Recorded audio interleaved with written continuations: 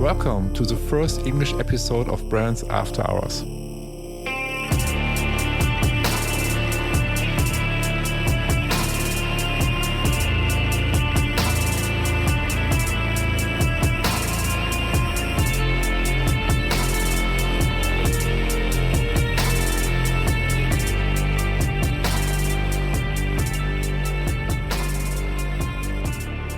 Hello everybody, I am so happy the time has come. Here is the first English episode of Brands After Hours, and my first guest is Errol Gerson. Errol is my business coach and one of my mentors. He has many exciting stories that will help you to build your brand. Let's get started. Hi Errol, I am really happy to have you as a guest on my podcast, and also you're my first English speaking guest, so it's a great honor for me. And I would suggest before we start, please introduce yourself, who you are and what do you do? I'll be happy to, Marcel, but let me at least say, guten Abend, meine Damen und Herren. Es ist mir eine große Freude, mit Ihnen und Marcel in Podcast zu sein. And that's the end of my German. Perfect. It's perfect. I like it. So yeah, go ahead. I've spent most of my life, in fact, 50 years, teaching entrepreneurship at the Art Center College of Design in Pasadena, California. I'm sure your listeners know that Art Center is one of the premier design schools in the world. And I have taught over 5,400 students. So that's a lot of people. Yeah, it's a lot. And they range from graphic designers to photographers to illustrators to car designers to interactive designers. And the thing that links them together is this beautiful thing called design. Mm-hmm. In addition to that, I have been involved with the American Institute of Graphic Artists, the AIGA, for almost 30 years. Mm-hmm. And I've been an advisor. And so I have been around the country many, many times teaching seminars on entrepreneurship, on leadership, on management, and on business management, mostly to people who are creative. That's that.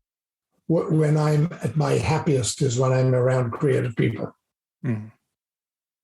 So you have a lot of experience, and so you are also my business coach. And every time you share your stories and experiences, I feel inspired afterwards. So please start with your stories for our listeners. And yeah, what is your story? So, Marcel, it's an interesting thing. The concept of brand, in my humble opinion, is always built around story. The great brands of this world have incredible stories, whether it's Rolex or whether it's H&M or whether it's Siemens, they all have a story. And so I began to learn quite early on that so many of my students were such interesting people. And the thing that made them interesting were their stories, where they came from, what they did, how they got to Art Center, how many of them struggled. For example, I had a young girl who was an incredible illustrator. And she came to me and she said to me, Errol, it's my last day of class. And I said, but why? And she said, I don't have the tuition to pay and they're going to kick me out. Mm-hmm. So I said, what do you do? She said, well, I'm an illustrator. I said, go get your portfolio. So she ran out, she came back, and she illustrated animals. But when I say illustrated, enough to take your breath away. And one of the paintings she had done in oils was half done, and it was a horse. I told her to meet me Saturday morning at a particular location in Pasadena. I didn't tell her that it was the most famous riding club in Los Angeles, where people with very wealthy children go learn to ride. So she arrived with her painting, her oils, her easel, and I set her up and I said to her, start painting. She said, why? I said, watch what's going to happen. Marcel, in less than half an hour, a woman with 2 children came by, looked at the painting and said to my student, "Is this what you do?" And my student said, "Yes." She said, "Do you do commissions?" And I already told her in advance this was going to happen. And she said, "I do." And she said, "How much do you charge?" And before we started, my student said she would charge about $200-300. And I said, "No, you won't. I'll come and kill you if you do that. You tell her it's $700 to $1,000 for one setting and $2,000 for two sittings." She told the woman before the end of the day, she had over $12,000 in commissions. She went on to graduate. She went on to have an incredible career in Connecticut, working for some of the biggest pet food companies in the world, and still communicates with me to this day and says, "I'll never forget the day you made me change the way I look at things." See, I think that when we behave that way, people look and they say, "Wow, this person's making noise. It's the kind of noise that I respond to. I should find out who they are and whether or not I can work with them." And it's happened over and over and over. This story has not happened once, Marcel. It's happened maybe 25, 30 times. Mm-hmm. People value their work when they value their work up here. You first have to believe that what you're doing is something that somebody else can't do. And that's all people want. Mm-hmm. Please, can you tell me a little more? What is the story behind your first business, first company? I remember a little bit. It was a very interesting story. Can you tell us a little bit about what is the story behind your first business? With pleasure. When I graduated from the University of Southern California, it was a very good business school in America.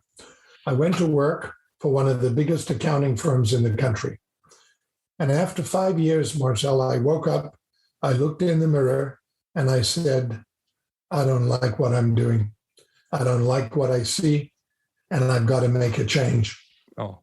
And I went to my boss on a Friday afternoon, I will never forget. And I said, "Jim, I'm here to say goodbye." He said, "Okay, goodbye. See you Monday."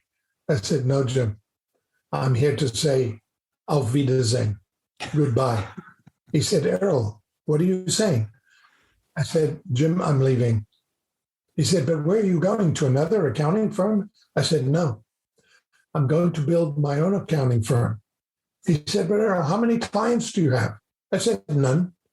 He said, "How much money do you have?" I said, $2,000. He said, "How are you going to make it?" I said, "Jim, how I'm going to make it is by believing in myself and by working as hard as I can." I said, "I've realized one thing. I learned a great deal from you, and I'm very grateful. But I've learned that I'm a chief much more than I am a worker." And I left. The following Monday morning, I rented an office in one of the most exclusive office buildings in Los Angeles, 120 square feet, tiny office. Mm-hmm. And there was nothing inside, so I sat on the floor. And then I decided I needed furniture. So I went to a used furniture store, and with a few dollars I had, I bought a table and 2 chairs. Mm-hmm. I came back to my office. I had the phone company put in a phone, and then I put a sign on the door that I wrote by hand. Errol Gerson and Associates Accounting, clients needed. Within less than an hour, somebody knocked on my door. I opened the door and he said, "That's the funniest sign I've ever seen in my life." He said, "Oh, you're an accountant?" I said, "I am." He said, "Well, I'm a lawyer in a law firm down the alley from us here. And in fact, we're looking for a new accounting firm." Marcel, 2 hours later, I had my first client. That's my nature. My nature is to simply stick out 1/8 of an inch, make people recognize me. So I went to teach in the law school at night on how to run a law practice. I went to teach in the business school. I went to teach in the medical school. I went to teach in the dental school. And then later at night, I went to all the rock and roll clubs in LA.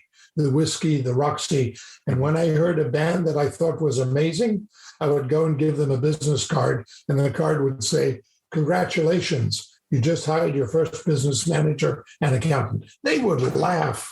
And I would end up sometimes being thrown out, but other times ended up with some of the greatest bands. And later on, my company, I would say more than 50% of our revenue was from some of the biggest bands in the world. Peter Frampton, Megadeth, Testament, Peter, Paul and Mary, people like that. I love the story. Well, you see, Marcel, when somebody said no to me, I realized the word no, 2 letters, and no, just means next opportunity. So if I had $1 for everybody who said no to me, I'd be a very wealthy man. I simply decided this is what I wanted to do. And when I went home at night, I was so excited for 6 o'clock to come the next morning, because I'd get up and go to my office and do all the work to 9 o'clock. And then at 9 o'clock, I'd get in my car and go out and sell. And then as I was teaching at Art Center, as the students graduated, I started getting referrals. And pretty soon, by 1992, we had 750 clients. We had 70 employees, and we had a very successful accounting firm. And it began with 1 client and no money. It's incredible. So you was very successful with your company. Yeah, I had no choice, because I said to myself, Errol, you have 2 choices, sink or swim. If you sink, unfortunately, that's a very bad outcome. So I kept learning and realizing that people do business with 2 kinds of people they like and people they trust.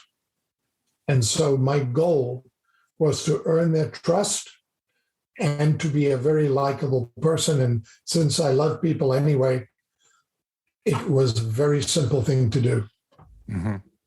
I got so many referrals from clients. You have no idea. More than half of my company was built on referrals. It's interesting. Thanks for the story. And I'm sure that many startups are now as inspired as I am. So by the way, this is a branding podcast. And we have a lot of startups in this podcast, a lot of startup listeners. What advice would you give to startups today? I would give the same advice to any startup that I gave to myself. You have to ask yourself 3 questions. Here's the first. What is the problem to which you are the solution? Second question, who's got the problem? Because that's your target market. Number 3, can you provide a solution to me and make a difference in my business? Marcel, if you can do those 3 things, there's nothing that can stop you.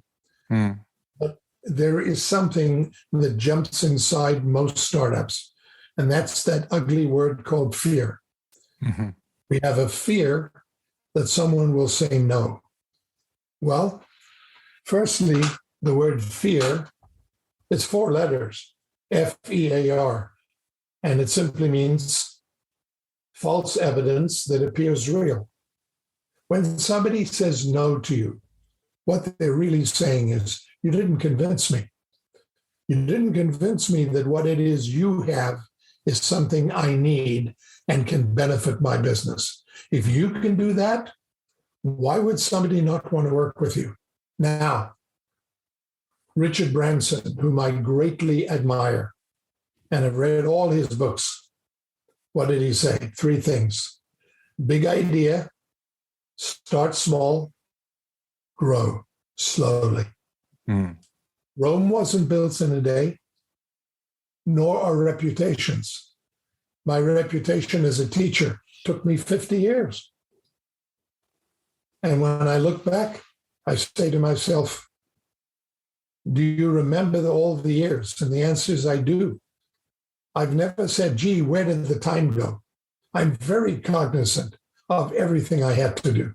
So, for example, every single client in my accounting firm received a birthday card on their birthday.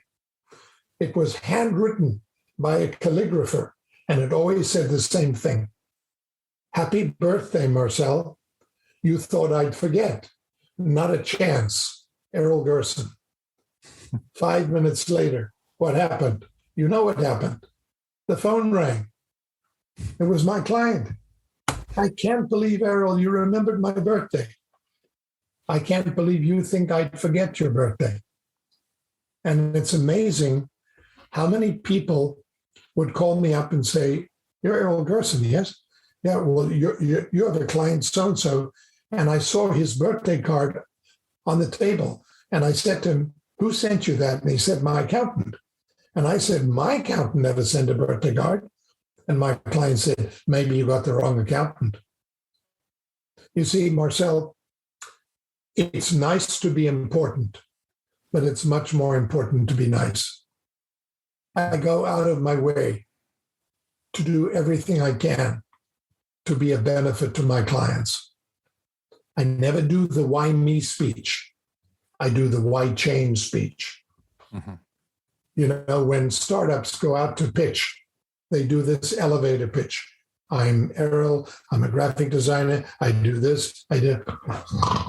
Eventually you fall asleep.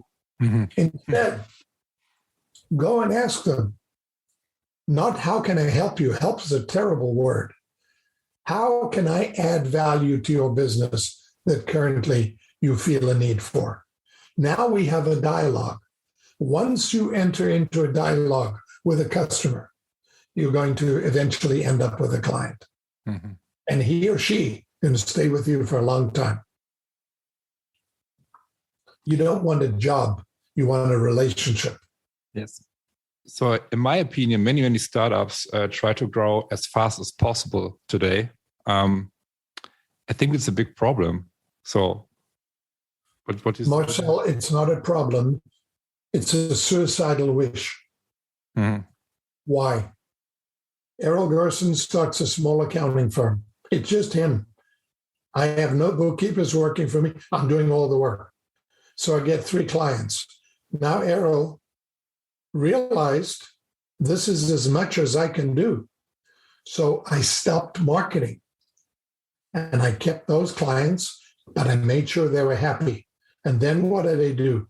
I hired my first bookkeeper to come and work for me. And when she came in, she freed me up to be able to go out and take 3 clients and raise that to eventually 9 clients. Now, how long did this take me? At least 3 years. Rome wasn't built in a day. And when you try to build it in a day and you make mistakes and you let your client down, there's nothing worse, because now you've just destroyed everything that you tried so hard to build up. Mm-hmm. Don't be in a rush. Give your clients 110% every time. And if you don't believe you have enough bandwidth to take on the business, say no with a smile on your face and say, you know what? I would love to take this job from you, but I'm going to be very honest with you. I think this requires more bandwidth than I have. So if I may, I would like to refer you to this person who has a firm that's bigger than mine, not because I don't want your business, but because I want to make sure you're happy. Mm-hmm. I did that so many times, and so many of those people came back to me. That's called integrity, my friend. And the beautiful word about the word integrity is in the middle is the word grit, G-R-I-T. That's what people are made of. When you can be honest with someone and say, I would love to take this job, but I'm concerned that I don't have the bandwidth to deliver. The respect they have for you just went up 1,000%. The alternative, lie to them. No, do what you love what you do, but deliver more than you promise. Yeah, I love it. I don't want to say sorry. I want to say I'm happy. We finished the project. I told you I cut it up into 4 segments: analysis, design, development, implementation, which, by the way, is how I sell. And the client says, wow, this was an incredible project. By the way, we've got a new project with this client. We'd like to sit down and talk to you. I heard that more often than my asking, do you have any more projects? I always over-delivered and under-promised, always. I never did the opposite. Over-promise and under-deliver, that's a death threat. You know, Marcel, if you go in Northern California, where the giant redwoods are, some of those trees are 600 feet high, and they're the most beautiful trees. But you know what? They all began as an acorn this big. They didn't rush. Good soil, good water, good nutrients. It's no different than a business. Mm-hmm. Mm-hmm. If you've got the skills and you've got the integrity and you've got the desire, then I give you a formula. P squared, D squared. Simple. Passion and persistence, discipline and determination. Those are the four things that have been close to me my whole life. What is passion? Passion is getting up at 6 a.m. with a smile on your face because you've got work to do for the client. He's got a meeting with the bank and he's got to have those financial statements. I'm not going to let you down. And I'm going to be there early.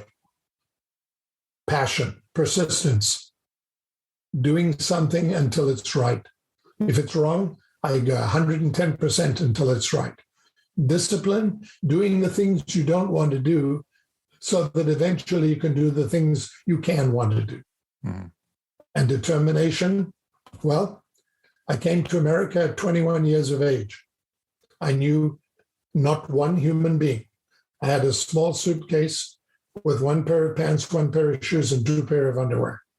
And I had $220 in my pocket.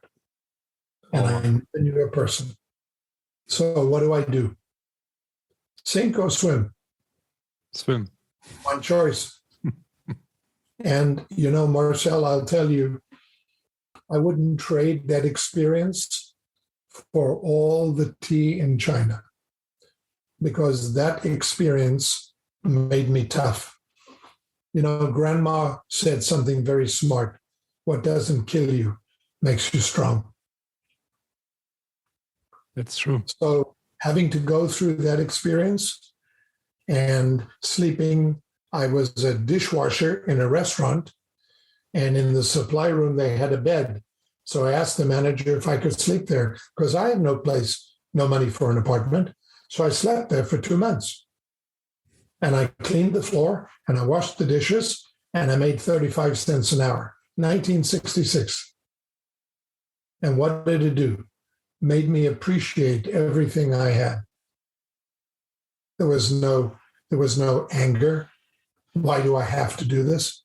On the contrary, I was so grateful to these people for allowing me.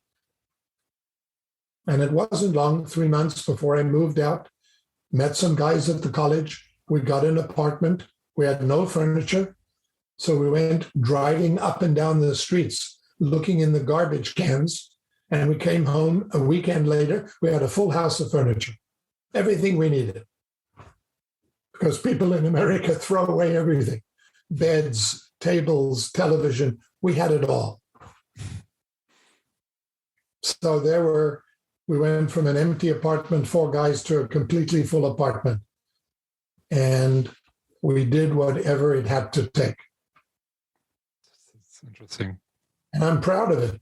I'm proud of it because it's made me not only who I am, but it's made me proud that I had the courage to do the things that were necessary. And I wasn't in a hurry. My goal was get an education. That took me 4 years. Then I went to graduate school. That was 5 years. So somebody's got to start up. I spent 5 years just getting an education. Take it slow, one day at a time. When we rush, we make mistakes. When we make mistakes, it's very hard to go back. That's one more interesting. It's a great story, and Thanks for sharing your story. And My pleasure. let's talk a little bit about branding. How important is branding for you and why? Two very, very good questions. How important is branding for me? It's everything.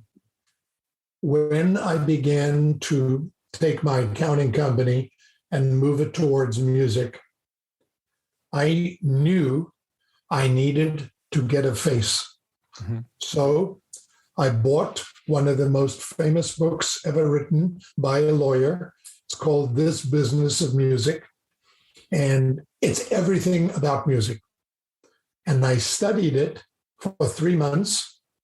And I even went to 2 music lawyers, good friends of mine, so that they could teach me to become an expert in royalties and mechanicals and all the things to do with law, contracts, everything.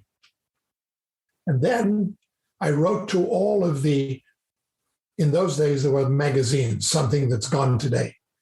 And I wrote articles about how young bands need to protect themselves in this music business, because music companies, if you're not careful, will steal your underwear. Mm-hmm. Well, those articles started getting published.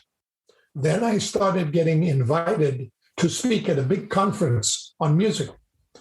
And eventually I gave a keynote address at the National Association of Musicians, the NAMM conference. And Marcel, I think before I left, I had 45 cards in my pocket. So Errol spent a lot of time sticking out 1/8 of an inch. And what was I doing? I was giving back. And I'll tell you this, my friend, I had no expectation that something would come of it. I did it with a good heart. I wanted to make sure. And so I started getting invited to music festivals. And, before the music started, there would be Errol Gerson giving a lecture on the business of music.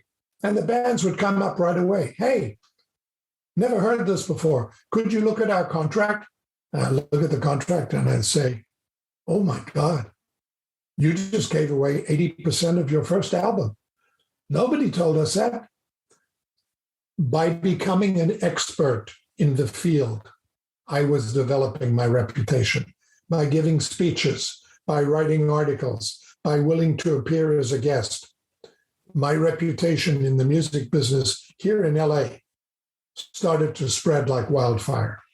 And there wasn't a day that I didn't stop doing it. Remember, there was no LinkedIn in those days. We never had the internet. So I had to do it the old-fashioned way. Mm-hmm.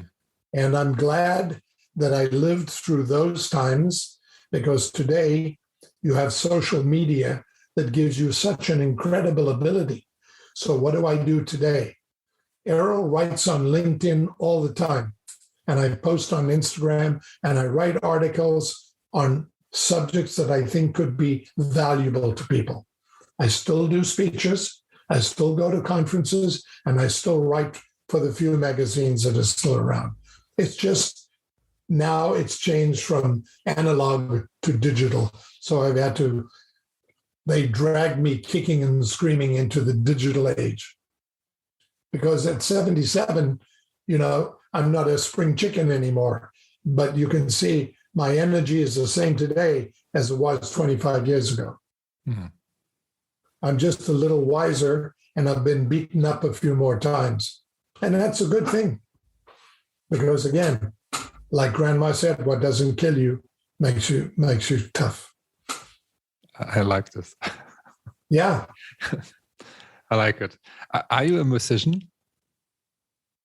I am. I play guitar and piano. Really? Yeah. But do you play guitar very well, or?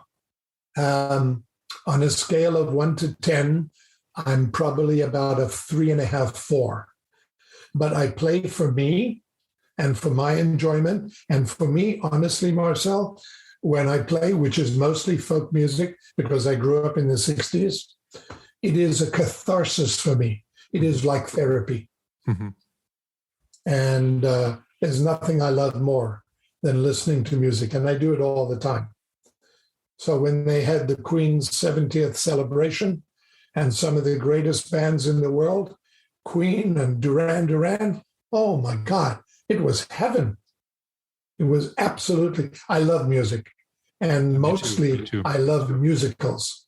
So whenever I go to New York, if you want to find me on any night, you'll find me on Broadway going to a particular show. Because music is a way to nourish my soul. And that's why I loved working with musicians. Now, here's a secret I've never told anybody. When I was 16, I had a rock and roll band. Really? We were called the Pebbles, and we were a cover band. We sang everybody else's songs, and we were okay. But here's the good news. We would get ourselves invited to play at the dances for the local girls' schools so we could meet really pretty girls. And it was a great way to do it. I wasn't good enough, nor did I write original music, but it doesn't mean that I ever fell out of love with music. I love music. I love music too. And also I play guitar a little bit, not professional, but a little bit. And I can relax. So and I love guitar. And I love rock music. Yeah, as long as the guitar has nylon strings, because I can't play steel. My fingers aren't tough enough. Yeah, it hurts. It hurts. It's beginning. Last question before we come to the end. What are your goals for the future, and how can listeners best connect with you? So you ask an incredibly good question. What are my goals? So. My goal is to try and reach and teach as many people as I can the things that I've learned that worked for me. What is my expectation in return? Nothing. Mm-hmm. In approximately 4 months, my book will come out, which is called 50. And it is 50 things that I learned in 50 years of teaching. Mm-hmm. And what is my hope? That somebody somewhere in Germany, in Belgium, in Greece, in Israel, in Zululand, in South Africa, where I was born, will see something and read it and say, wow, that's something that I can use in my career. So that's my goal. I am 77, which means I don't have as many breaths as you do, but I have no intention of wasting any of them. So I'm going to keep doing what I'm doing because I love what I do. I'm going to keep doing as many podcasts. I'll be doing some for Chris Do next month. Oh. And in terms of reaching out, if anybody wants to reach me, they can reach me on LinkedIn or they can reach me through you. Send a question. I'll be more than happy. There's nothing I love more than sitting in a room with 30 or 40 or 50 designers and just listening to their questions and giving them the only thing I have that you don't have, Marcel, is my experience. Mm-hmm. That's the only thing. And that experience was hard won. It's 77 years of putting together, and there isn't a day that I don't learn something. See, when I get up in the morning, I get up about a half hour early, and I read 30 to 50 pages of what? Of books I've never read before. Why? Because there's still so much for me to learn. The more I know how little I know. So if it's reading something that Marty Neumeier wrote, because I know he is a master of branding, I love to read that. You know, if it's a book called, you know, Good to Great by Jim Collins, I would read something like that. So for me, if I'm not busy being born, I'm busy dying. Now, that's not a line for me. That's a line from Bob Dylan. But it has been on my wall for close to 50 years. I want to be born every day. So every day, the world gives me 86,400 And what are they? The number of seconds in a day. Question is, how am I going to use them? Am I going to use them in a wise way, or am I going to waste them? Am I going to make a difference, or I'm going to leave a scar? Now, I choose, if I can, to make a difference. And if I can make a contribution to one young entrepreneur's life, that to me is the greatest reward possible. Errol, thank you very much. I really appreciate, and it was a great honor and to speak with you and learn a little bit more about your stories. And thank you very much, and thank you for being my guest. Marcel, it's been a complete honor. Firstly, to be the first English-speaking guest, so vielen Dank, thank you very much. Yeah. And all of the people who are out there listening, I hope one day you will send me a message through LinkedIn, and who knows, one of these days we may find me in Germany, and maybe we all have a big get-together and a couple of beers and some breakfast and long conversations. That's a good idea. Thank you so much for inviting me. My great honor. Thank you. Thank you. Bye-bye. That was the episode with Errol, and I hope it was valuable for you. And please subscribe to my podcast, because more English episodes will follow. And thanks for listening. Bye-bye.